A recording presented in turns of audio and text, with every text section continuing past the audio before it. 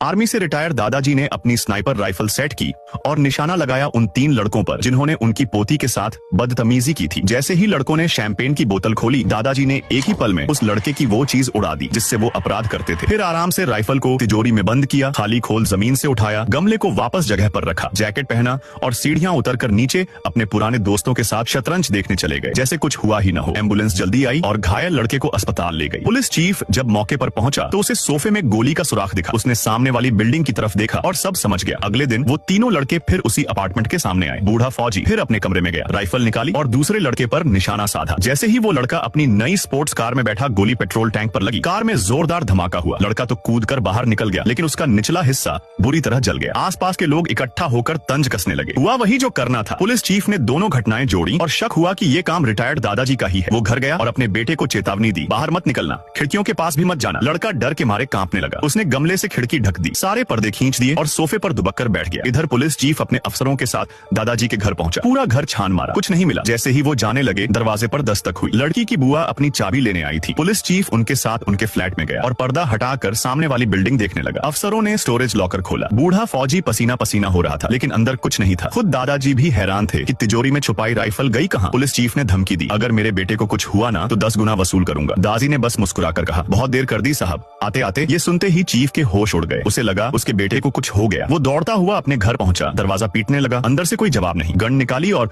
जबरदस्ती अंदर घुसने की तैयारी करने लगा। तभी अंदर से गोली चली। पुलिस चीफ का पेट में छेद। दरअसल उसका बेटा डर के मारे पागल हो चुका था और उसने अपने ही बाप पर गोली चला दी। तीनों लड़कों को सजा मिल गई। पोती के चेहरे पर फिर से मुस्कान लौट आई, लेकिन रिटायर्ड दादाजी अभी भी अनजान है कि उनकी राइफल गई तो गई कहां। क्या आपने भी कभी ऐसे डेयरिंग दादाजी देखे हैं?